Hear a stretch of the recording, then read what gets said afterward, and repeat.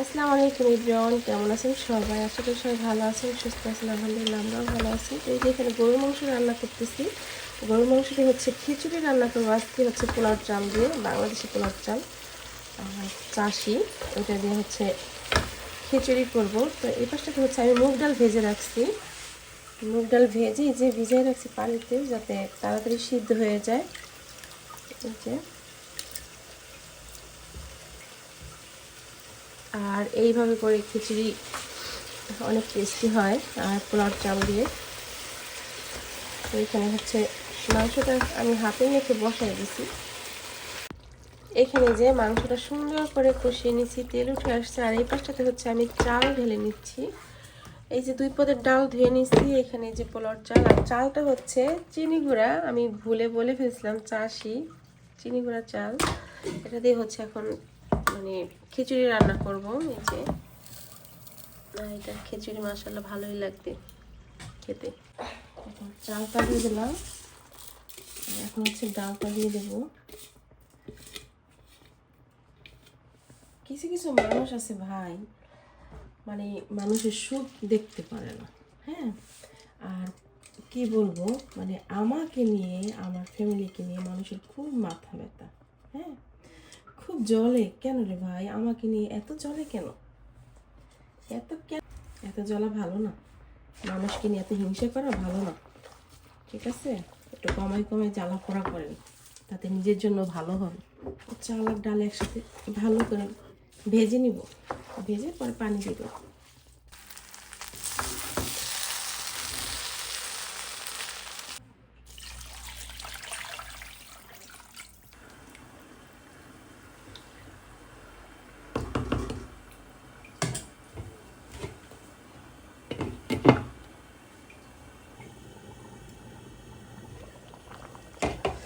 এখানে কিছুটা পরিমাণ কিশমিশ দিয়ে দেবো, আর দিয়ে দেবো হচ্ছে কিছুটা পরিমাণ কাঁচামরিচ। খিচুড়িটাকে আলাদা করে নিছি। এই যে এটা হচ্ছে আমার সুফিয়ার জন্য, এটা ঝাল কম দিছি তো, যার কারণে আলাদা করে নিচ্ছি। এই যে এখন হচ্ছে মরিচ দিয়ে দিলাম, এটা আমাদের এর জন্য, বাচ্চার জন্য আলাদা করে নিচ্ছি, কারণ বাচ্চারা তো ঝাল খেতে পারে না। বড়রা যেটা পারে সেটা তো ছোটরা পারবে না, তাই না? এর জন্য বাচ্চার জন্য হচ্ছে আলাদা করে নিচ্ছি। আর আমি দাঁতের ব্যথায় কথা বলতে পারতেছি না, দাঁতে অনেক অনেক ব্যথা হইতেছে। আর দাঁতে হচ্ছে কি ইনফেকশন হয়ে গেছে নিচে, যার কারণে এত পেন, কি বলবো। আপনার হচ্ছে ওষুধ খেতে দিছে, বাট আমি আমার ছেলের জন্য খেতে পারি না, কারণ ও তো ছোটো, ও তো বাড়তি কোনো খাবার খায় না। আর আমি অ্যান্টিবায়োটিক খাইলে আমার ছেলের সমস্যা, এই জন্য আমি খাই না। তো আজকে আমার ডাক্তার আছে, যাব, তো দেখি ডাক্তারে কি বলে। খিচুড়ি রান্না হয়ে গেছে। এই যে এখন হচ্ছে দিয়ে দেবো ঘি।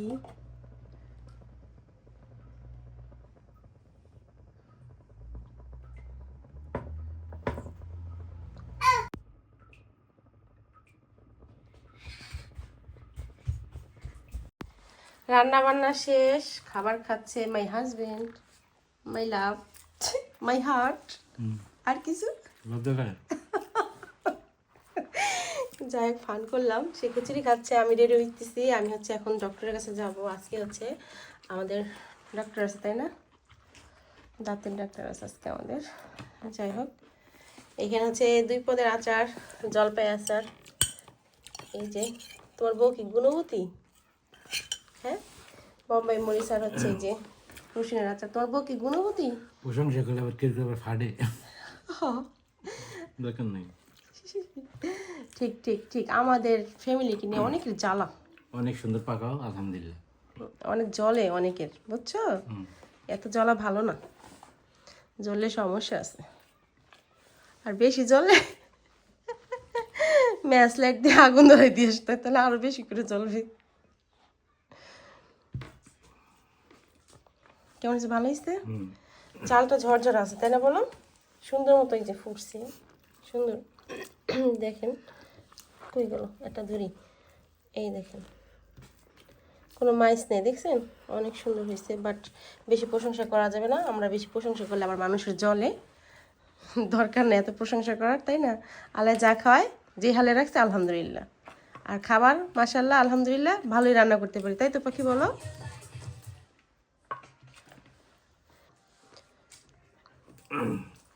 আমার বউ বিয়ের পর থেকে সুন্দর রান্ধে, প্রশংসার কিছু না। ঠিক আছে, তোমার বাবা, তোমার ফ্যামিলির লোকজন আমার রান্না খেয়ে কি বলে বলো তো? তোমার মা কি বলতো সামিয়ার বাবা? সবাই প্রশংসা, আমার বোনও প্রশংসা করে। তোমার মা কি বলতে বলো তো? আমার শাশুড়ি সে অনেক পছন্দ করতো। অনেক ভালো বলতো আমার শাশুড়ি, আমার হাতের রান্না অনেক, কি বলবো, এখন পর্যন্ত আমার মেজন অনাস বলে যে আমার হাতের রান্না কতটা হলো। এটা আসলে আপনাদেরকে শুনাইতেছি না, এটা মানে যেটা সত্যি সেটাই আজকে হচ্ছে কি আপনাদের সামনে তুলে ধরলাম, এই কথাগুলা বললাম। এটা সত্যি কথা। আমি জানি না আপনাদের কার কাছে কেমন লাগে, কিন্তু আমার শ্বশুরবাড়িতে ইনশাল্লাহ আমার অনেক প্রশংসা আছে, শুধু রান্নার ব্যাপারে না, সব ব্যাপারেই সবাই অনেক প্রশংসা করে, তাই না বলো? সবাই মিস করে তোমার।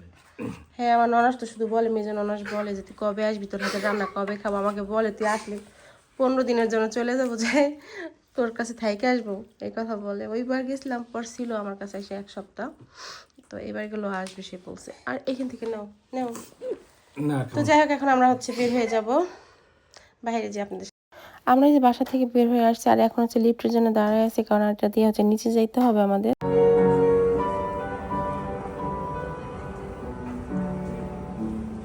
তো এই যে মেট্রো লেনের নিচে নেমে চলে আসছে, আর এই দেখেন আপনাদের সাথে একটু শেয়ার করলাম, কত সুন্দর পিয়ানো বাজাইতেছে, তাই না? আর এই দেখেন, বিদেশ বলতে হচ্ছে সাজানো গোছানো, দেখতেও ভালো লাগে, মানে পরিবেশটাই অন্যরকম, খুবই ভালো লাগে। আর আমাদের বাংলাদেশের হলে মেট্রো লাইনে দেখবেন যে পানের চিপি ফেলানো, সিগারেটের পিছনটা ফেলানো, এই সেই, মানে দেখতে দেখতে অনেক সমস্যা থাকে, বাট বিদেশের ব্যাপারটা অন্যরকম, এর জন্যই ভালো লাগে। হচ্ছে ওয়েট করতে করতে মেট্রো চলে আসছে, তো আমরা এখন হচ্ছে মেট্রো উঠে পড়বো।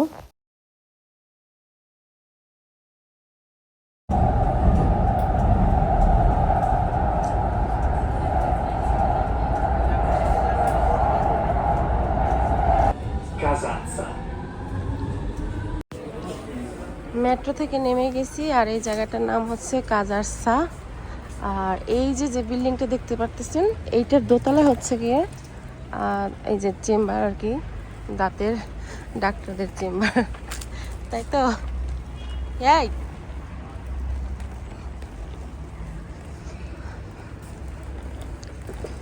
5 মিনিট কিন্তু লেট হয়ে গেছে। আমাদের ডক্টর হচ্ছে 4টা বাজে, কিন্তু 4টা 5 বেজে গেছে, আসতে লেট হয়ে গেছে। তো একটু মেট্রো আসতে একটু আজকে দেরি হয়ে গেছে।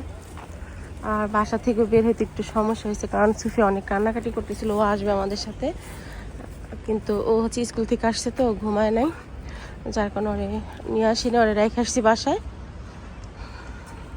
আর ওরে লুকাই রেখে আসতে আসতে লেট হয়ে গেছে। তো এই যে এটার উপরে হচ্ছে হসপিটাল, দোতলায় হচ্ছে কি আপনার কি বলে, প্রথম হচ্ছে গিয়ে শপিং মল আছে একটা, না তার পাশেই হচ্ছে কি আপনার শপিং মল, না সরি, এটা হচ্ছে গিয়ে কোটের দোকান, না কোটের জুতার দোকান। আমরা যে লিফটে করে চলে যাব।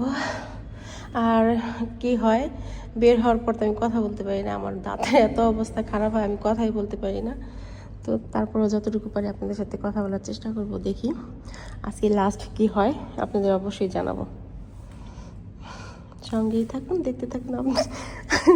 আমাকে ভেঙাইতেছে, যার হয় সে বোঝে, বুঝছো?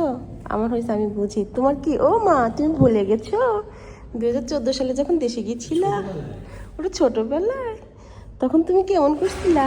পর নিজে দাঁত ফেলাই দিছে, তোমার তো দাঁত ফেলাই দেওয়া লাগছে, ভেঙাইলো আমাকে, দেখছেন? ওইটাই না, এটা এটা এটা ওটা না তো, আমরা এইটাই যাব, এইটাই যাইতে হয়, এই সাইড, ওই সাইড না।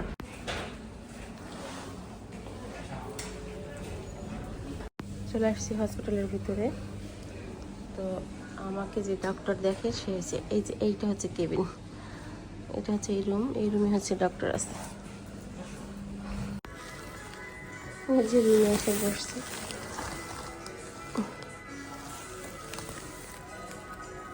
এগুলো দেখলে ভয় লাগে।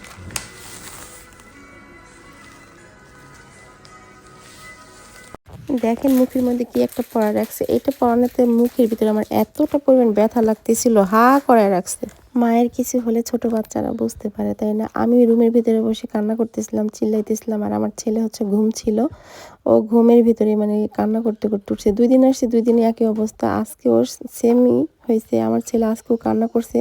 আমি রুমের ভিতর থেকে কান্না করতেছিলাম, মানে যখন ওরা আমার ভিতরে মানে কাজ করতেছিল এই যে দাঁতের ভিতরে, তখন আমি ব্যথা পেতেছিলাম আর চিল্লাইতেছিলাম। ওই সময় হচ্ছে আমার ছেলেও ঘুমের ভিতর চিল্লানি দিয়ে উঠছে। আমি যতক্ষণ ডক্টরের রুমে ছিলাম ততক্ষণ আমার ছেলে কান্না করছে। আমি ভিতর থেকে শুনতেছিলাম বারবার এই যে কান্না করতেছে, কান্না কোনোভাবে থামতেছে না। ভিতরে ঘা কমে ব্যথা কমানোর পর হচ্ছে কি পুটিং করে, তাই না? আর এই দেশে দেখেন কি উল্টা কাজ করছে। আমার ভিতরে প্রচণ্ড ব্যথা দাঁতের ভিতরে, কিন্তু তারা করছে কি ব্যথার ভিতরে হচ্ছে গিয়ে পুটিং করে দিছে। যাই হোক, কি বলবো, কিছু বলার নাই। সবাই ভালো থাকবেন। আল্লাহ হাফেজ।